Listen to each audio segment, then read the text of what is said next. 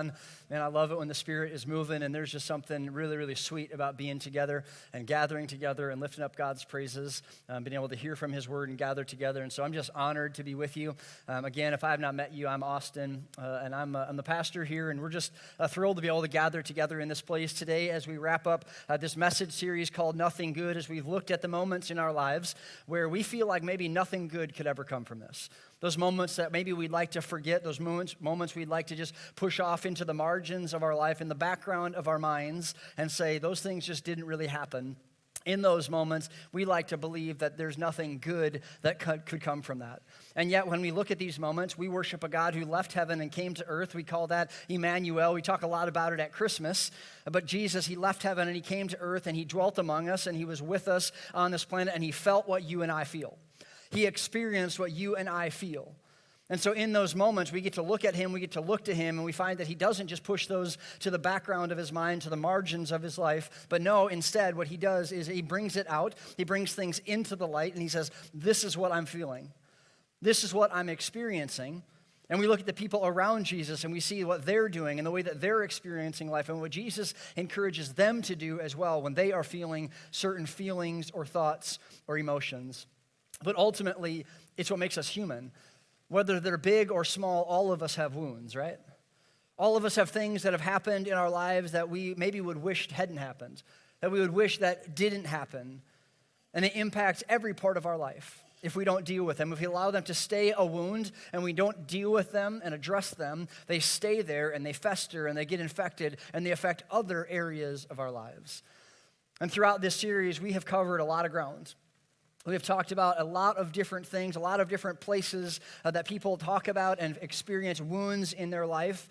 And we talked about a pattern of this wound and what it looks like for us to experience an event. And there's an event that takes place in our life, and that event, it can lead to a wound. And if we don't deal with the wound right there, what it's going to do is it's going to form a belief.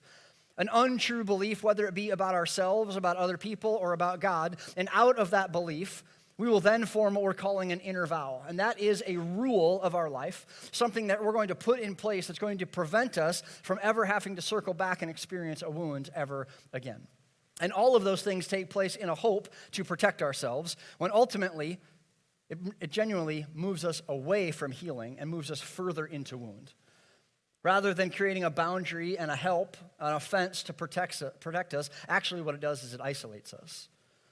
And it pushes us towards loneliness. And when we look at all of these things that we've talked about over these past 4 weeks, when we look at fear, when we look at abandonment, when we look at betrayal and rejection, when we look at guilt and shame, what we find is the umbrella over all of those things as a byproduct, what comes out of that so oftentimes is hopelessness. As we find ourselves saying, okay, this happened to me and it hurt, and I have formed this belief about these group of people and this group of people and this group of people, and I've formed this belief about who God is and who I am, and so then I create these inner vows, these fences that keeps all of the bad out, but it also keeps all the good out as well. And we find ourselves feeling hopeless and detracted and distracted, and we find ourselves being isolated, and we find ourselves holed up in a bunker made for only one, and we wonder, how did we ever get here? And so we've covered lots and lots of ground. But more than usual, these past weeks, I want to encourage you to, if you missed any of these messages, to go back and take a listen. I just truly believe that God has done something special in these words and in this series to help people find healing, and that's my hope and my prayer throughout that series. And so to wrap up our time together, to wrap up this series, I want to take a step back. That might sound a little weird, like let's get to the end and let's take a step back. That's not generally how it goes. We want to step across the finish line, but we're going to step back just a little bit because I think that there are some themes that are overarching over all of the things that we've talked about over these last 4 weeks. And so it's important to remember a few specific things when it comes to our wounds. These 3 specific wounds that we've looked at over these past few weeks, there's been a common thread. And that common thread is that out of all of those things, it easily pushes us closer to hopelessness. It pushes us closer to isolation. Our natural tendency is to isolate and disconnect when we feel wounded. Have you ever felt that before in your life? Have you ever found that you are wounded by a person or a group of people? And inside of that experience, you just begin to think like, oh man, I am going to isolate myself from those people. You have this wound where you're afraid, where you're abandoned, where you're betrayed, where you're ashamed, and it makes us want to isolate ourselves and disconnect from people, and we find ourselves all alone. And it pushes us further and further to feeling more and more hopeless. Because in our minds, or at least in my mind, what I think of is this is kind of time to circle the wagons. Okay, so I've been hurt, and I've had this moment, I've had this experience, and it hurt me, and so now what I'm going to do, instead of go and try and be on the offensive, I'm going to go on the defensive, and we're going to circle the wagons a little bit, and we're just going to focus on me, and we're kind of just going to come together, and we're not going to deal with anything out there, and ultimately, we end up doing that so many times that all we ever do is circle the wagons. And we never go on the offensive to actually find healing for the wounds that we felt, and we form beliefs and inner vows, and beliefs and inner vows, until we find ourselves completely disconnected and isolated from others, and isolated from God. In response to a deep wound, we don't have to isolate.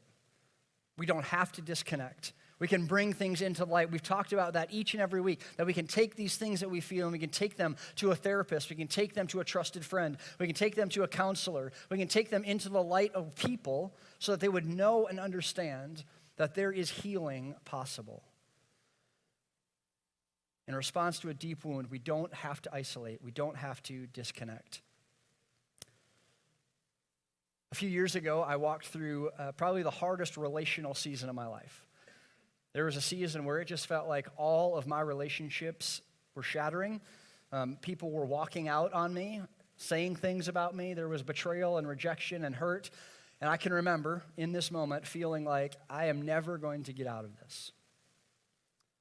I can remember actually sitting across my dining room table from my wife, and I looked across the table and I said to her, "We don't need any friends. I'm not interested in having any friends because I don't ever want to feel like this again.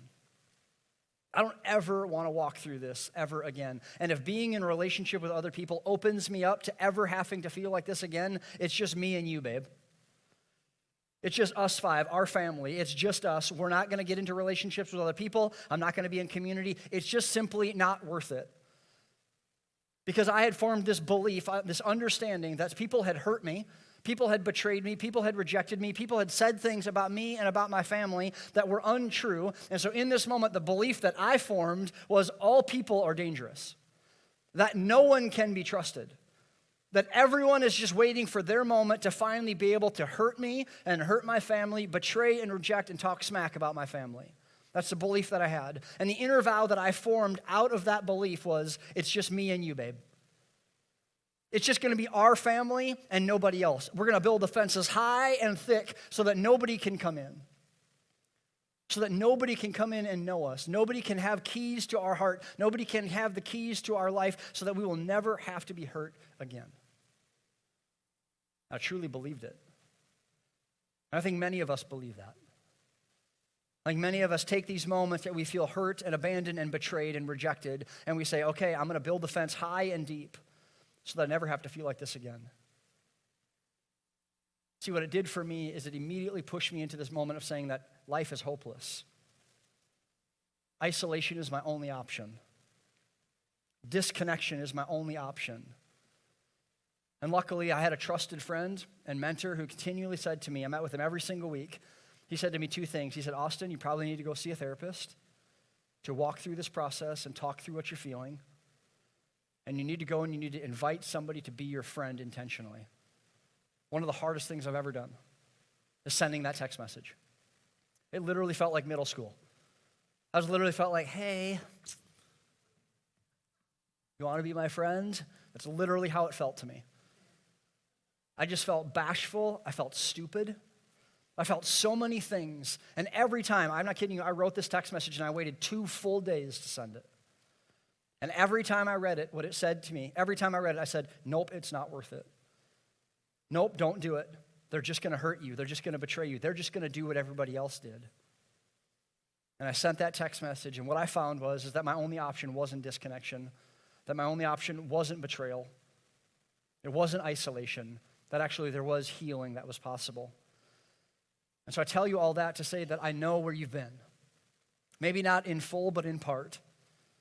That I've experienced betrayal and hurt, I've experienced fear and shame and guilt, and I've experienced all of the things that we've talked about in my life. I don't stand up here being somebody who has it all figured out, who just walks around with this perfect life, just shining my halo all over the place. That's not how it works. I am human, and I deal with all of those same things. And so I just know that when we're wounded, our natural reaction is to push towards hopelessness, isolation, and disconnection. I want us to consider a couple of things. First thing I want us to consider is that not everything in this world is a wound. I don't know if you've noticed or not. The world is fairly easily offended right now. Maybe it's just my social media feed. Maybe it's just the news that I watch. Maybe it's just the stories that I'm watching. I don't know. But it seems like everybody seems to be a little bit quick to be offended. I mean, it doesn't matter if somebody cuts you off in traffic. That person's the biggest idiot that's ever happened in the history of the world. So offended. How dare you? Don't you know who I am? I was driving here. Don't you understand I got kids in the back? Offended. Oh, that person posted that thing on Facebook? I'm offended. Did you hear what the Democrats said this week?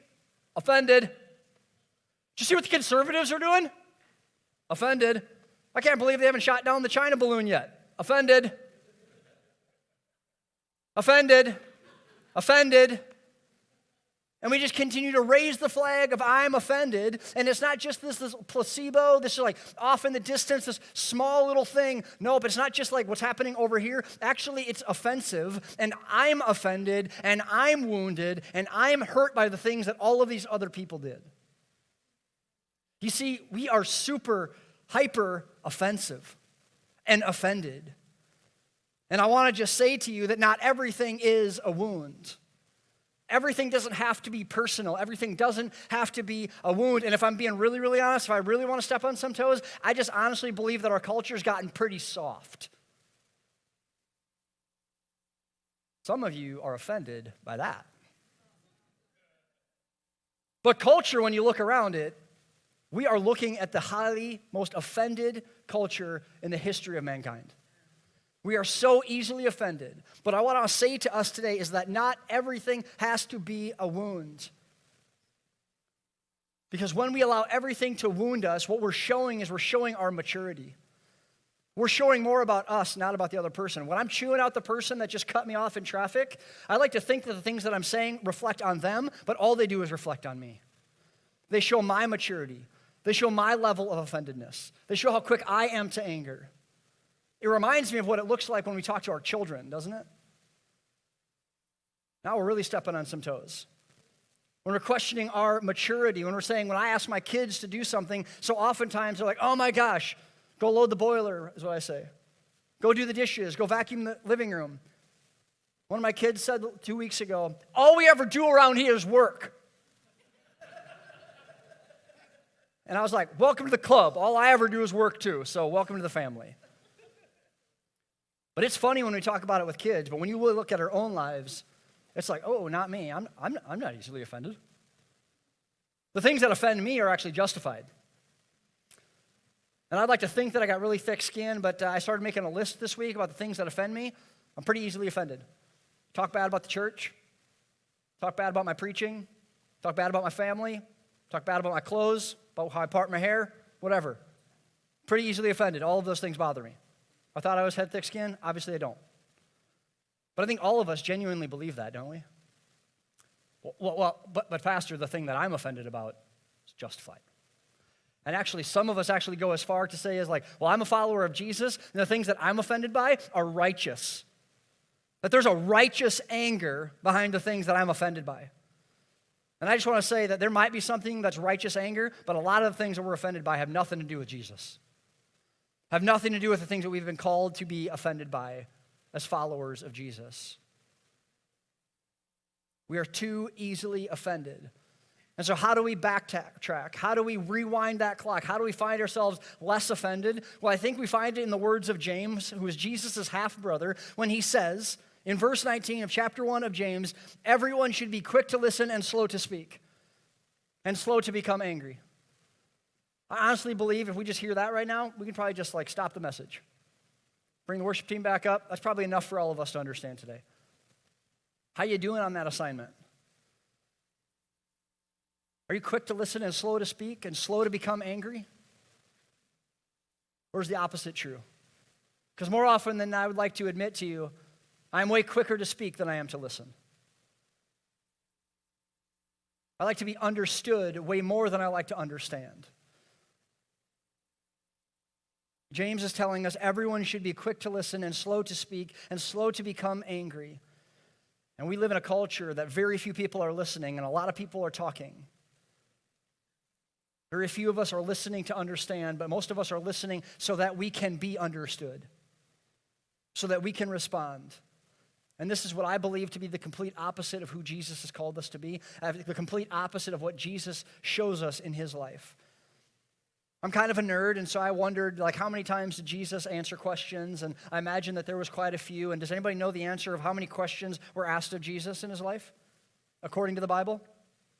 183 times.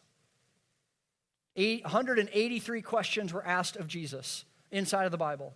Do you know how many times Jesus gave a direct answer back to one of those 183 questions was? 3 times. Jesus directly answers 3 questions inside of the Bible. Well, you might be asking yourself the same question that I asked myself. Well, what did he do on the flip side of the other 180 questions that were asked of him? What Jesus did on the other side of those 180 questions was he asked 307 follow-up questions. 307 follow-up questions. Jesus responded back to the 180 questions that he didn't have a direct answer to. What this shows me is that Jesus was others aware. That Jesus was more worried about people understanding who they were and understanding who they were himself than he was just giving out answers. Jesus was constantly listening. He was curious and focused on other people. He was slow to speak and quick to listen. But church, what I want you to hear today is that wounds are real. When we say that not everything is a wound, I am saying that not everything has to be a wound, but there are real wounds in our lives, and those real wounds need to be dealt with. But we need to be careful what we categorize as an actual personal attack on us. What is actually a wound? Because not everything is actually a wound. Jesus was attacked. He was criticized. He was convicted. He was accused of things that were simply not true. And we do not find Jesus responding with a whole bunch of other things. What he does is he responds with questions. He's slow to speak, and he's quick to listen, and he's slow to become angry. And I know that I could take my cues from Jesus, and I think many of us could. What I have found is that when I'm looking for a wound, I can find one. Can't you? When I'm in the mood for a fight, I can find one. When I'm looking to be offended, I can be offended. When I'm looking for somebody to be wronged by, I can find them. When I'm looking for somebody to blame, I can find them. So often we find what we're looking for, don't we? If you're looking to be wounded, you'll find wounds. But the flip side of that coin is also true. Because if we're looking for peace, if we're looking for goodness, if we're looking for the best, we can also find that. We can find the good in other people. When I'm looking for good in my day and for blessings in my day and to care for other people, oftentimes I find it. But it requires that I am quick to listen and slow to speak and slow to become angry. When we become harder to offend and harder to wound, do you know what we do in this moment? We push back the hopelessness that we're feeling in our lives. We push back the darkness. We push back the isolation. We push back the loneliness that we're feeling. On a scale for some of us to answer the question is on a scale of 1 to 10, how easily wounded are you? How easily offended are you? Are you a 10 out of 10, everything offends me? Or are you a 1, are you unoffendable? Or are you somewhere in the middle? And I believe that your answer to that question can show you how you feel about the world, how isolated you are, how close to hopelessness you are. I would argue that if you're a 5 out of 10 on the offended scale, I would bet that about 50% of your life is hopeless, that you're about 50% isolated, that you're about 50% lonely in your life, that you're about 50% disconnected from those around you. Because I have found that there's a direct correlation between the amount of hopelessness that we feel and the isolation that we live. Wounds that don't have to be found in everything. We can't be wounded by everything. But the second thing I want us to understand is that wounds are a part of the journey. Wounds are a part of the journey that we're living. If I was sitting across from you at a table listening to you tell me the story about how you've had a wound happen to you in the past few months, weeks, or years, if I was sitting across the table from you and you were telling me about the loved one that passed away, or the abuse that you experienced, or the hurt that you had, what I would not look across the table and say to you is, well, sorry, wounds are part of the journey. Oftentimes in the Christian world, we try to say things that we believe are going to be helpful, like it's just part of the journey, it's okay, it'll be fine. Or how about this one? Everything happens for a reason. You ever heard that one before? You're walking through the deepest, darkest, most painful part of your life, and somebody comes up to you and offers you just a nice little platitude, a little cliche. Everything happens for a reason. May as well just grab yourself by your bootstraps and put them back on and get rolling. I would not say those things to you, but what I do say to you in this moment is that wounds are a part of the journey, because if we are not aware of the fact that we are going to be wounded in this life, when it happens, we will be so confused and disoriented that we will lose all focus on who we are and where we're going. Don't allow it to be a crutch, but allow it to be real. Don't allow it to be a roadblock. Allow it to be something that you understand. And I just want to call out the elephant in the room. If you have been somebody who's been told inside of the walls of a church that once you meet Jesus, that it's just rainbows and blueberries from there on out, I am so incredibly sorry. If somebody stood on a stage like this, if somebody told you inside of the walls of a church, if some Christian came up to you and said that once you follow Jesus, then it's just up and to the right and everything works out. Everything's perfect, everything happens just the way that you wanted it to, I'm so incredibly sorry. Because then when it hit the fan, I would imagine that you found yourself completely disoriented and confused. Because the Bible never tells us that when we follow after Jesus, that hardships go away, that struggles go away, that trials cease to exist. And if we're being really honest, it sounds pretty good, doesn't it? Come and follow Jesus and everything will work out. Come and follow Jesus and all your problems will go away. It sounds pretty good. It actually preaches pretty good too. If I ever wanted you guys to feel really good after you leave this place, I'll just tell you everything you want to hear. Yep, just follow after Jesus and then boom, all your life goals completed. It preaches really good for a while. Until the wound and the trauma and the hurt happens, and then you're all of a sudden confused. This isn't what I thought I signed up for. This isn't the God I thought I was following. Because wounds are a part of the journey. Wounds are a part of our life. And I say that to you to give you hope and encouragement. That might sound strange, but I tell you that wounds are a part of your story and my story, to say to you that you are not weird, that you are not strange, that God has not forsaken you, that he's not walked away from you, that you are not unworthy of love because of the wounds that you're feeling. No, you are experiencing wounds because you are human. You're experiencing wounds because you're alive. You're experiencing wounds because you're normal.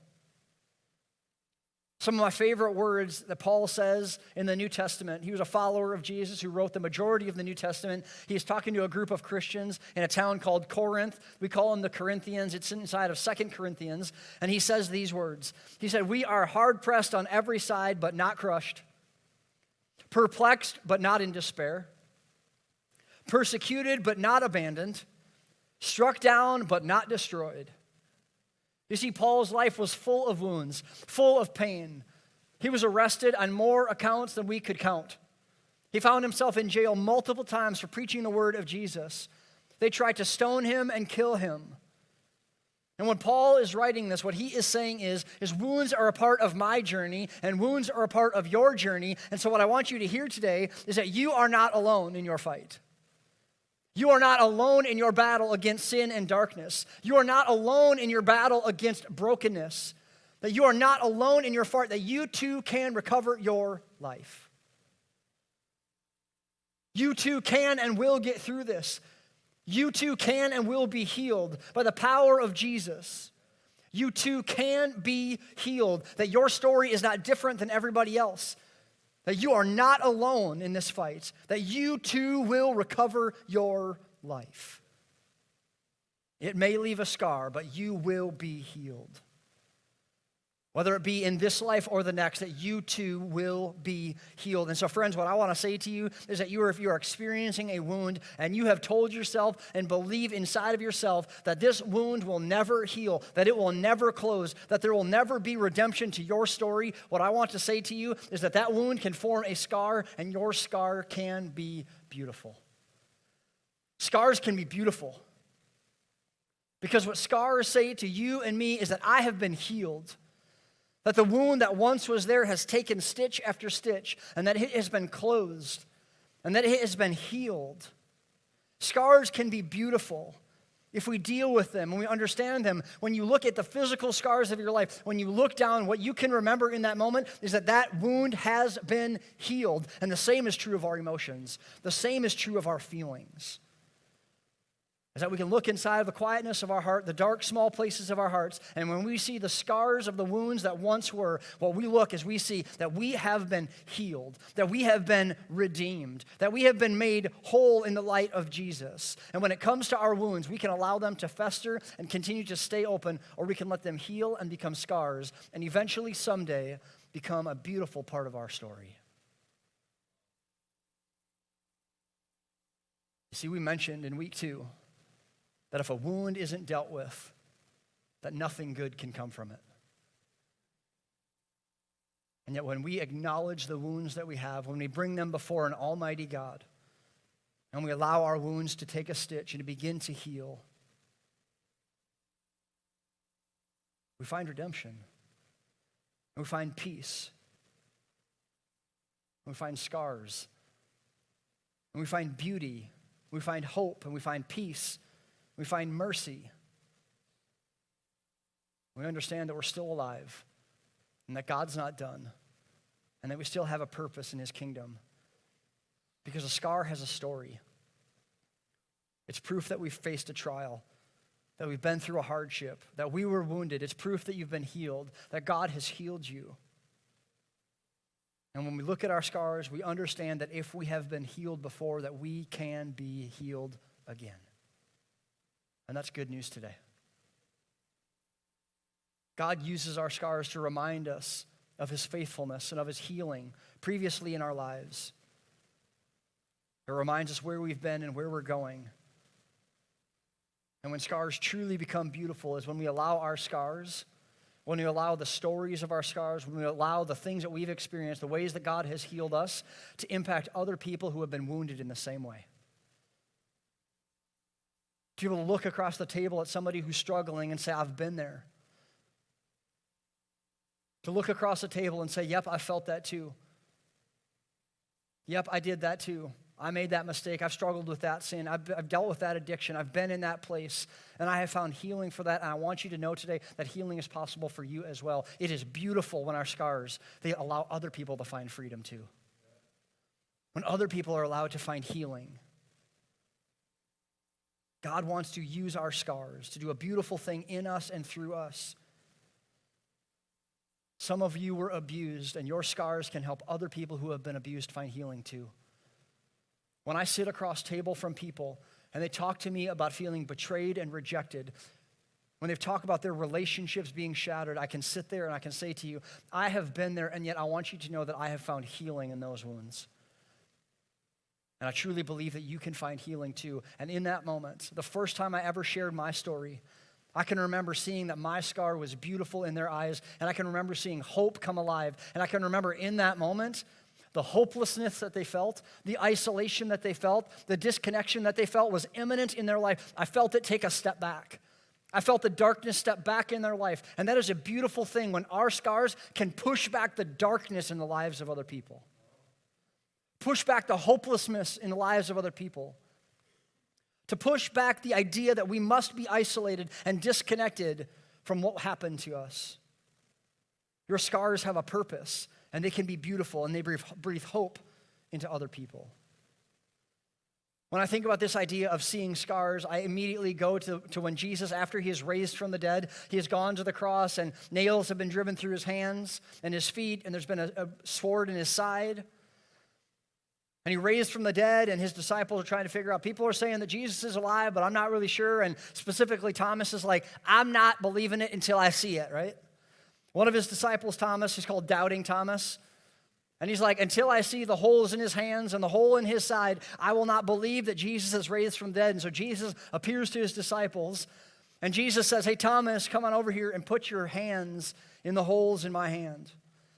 And put your hand in the hole in my side. And in this moment, Thomas, he sees Jesus' scars. And what happens? He believes. When Thomas sees Jesus' scars, light breaks into the darkness. And he believes that a different future is possible. He understands that Jesus truly is alive in this moment. And when we show our scars to other people, what they understand is that Jesus is indeed alive, that redemption truly is possible, that healing can be a part of their story too. Let's take our cues from Jesus and let's show people our scars because they're beautiful. They're a sign of redemption, they're a sign of healing, and they're a sign of a future. And so the way that we help our wounds become scars is, I believe, in 2 steps. We've been talking about it over this entire series, that we need to bring things out of the darkness and into the light. Get out of isolation and get into community. Be a part of a group of people. Go to a place that you can share the things that you're feeling. I think the best place that we can do that is, so many of us need to hear this. The number 1 step that I think many of us need to do is you need to go see a therapist. You might need to find a counselor, go and spend some time walking through the things that have happened to you. Go and spend some time talking about the wounds. They're not the end-all, be-all. They are not God. They are not the perfect thing to go and do, but they're a part of it. To go and share the wounds that you've been feeling and to talk it through and to process it through, because it is a part of your story. And if we're not willing to go and talk it through and find healing for it, we don't have any hope. We have to bring it into the light. So many of us are struggling just because we keep it in the darkness, and we're afraid to go and share it with anybody else because we think it's going to be too dirty or too dark and beyond God's redemption. And going and seeing a therapist is such a powerful thing because they're a professional. They've seen this. They've been trained on how to help us walk through a process. They have experience and expertise. So the first thing I hope that many of us will do is go and see a therapist. Because what I think that does is it opens us up to understand that there can be healing. And the last thing that I want to say to us is that complete healing happens through Jesus.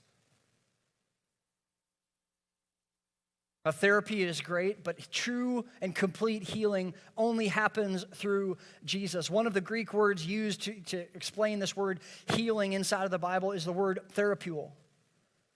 It's the word that we get the word therapist from. And what I love about this word is that it's the word that describes Jesus when he is healing other people. When he is out healing people, asking people if they want to be healed, what we find is in this moment that Jesus is therapeul. That's what it's describing. And what it's saying is that Jesus is the therapist. When we say Jesus is the great physician, so oftentimes I think we just think that it applies to our physical needs. And in this moment, what we find is that Jesus is the great therapist as well. And so go and see a human therapist, but also go and see the almighty therapist as well. Take it before Jesus, because he is the therapist. He is the greatest therapist that's ever lived. Jesus performed miracle after miracle after miracle. He showed people that he was so important and so interested in what they needed. And on many occasions, what Jesus said is, do you want to be healed? So my favorite part of this story, favorite place that I see Jesus healing people is in John chapter 5. We've talked about this before, and most notably in John chapter 5, this is what it says. Inside the city near the sheep gate was the pool of Bethesda with 5 porches, crowds of sick people, blind, lame, and paralyzed. They lay on the porches. One of the men lying there had been sick for 38 years. When Jesus saw him and knew he had been ill for a long time, he asked him, "Do you want to be healed?" And Jesus told him, "Stand up, pick up your mat, and walk." Instantly, the man was healed. Really, really seriously, we've been talking about wounds and hurts and traumas throughout these past 5 weeks. But there's been a question that we've been building to. A question that we've been pushing toward that I have not asked yet, that I've been wanting to ask, that we've been pushing towards asking. And I want to ask it to you right now in this moment. And the question is, do you want to be healed?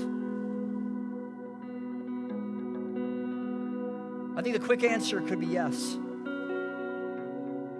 What I truly want to say to you is, do you want to be healed?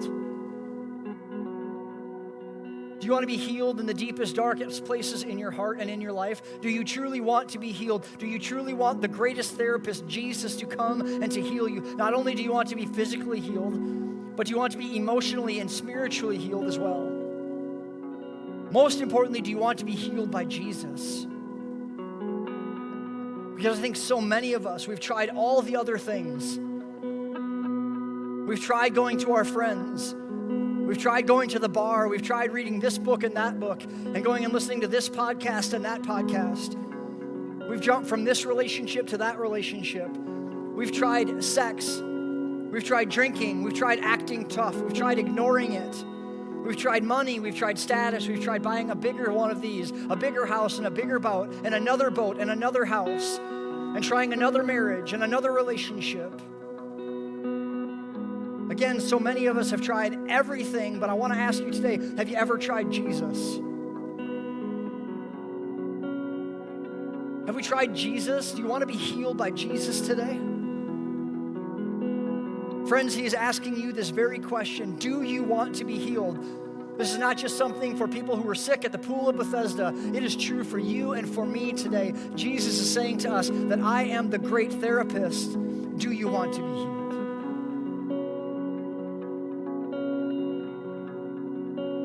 Friends, do you want to be healed?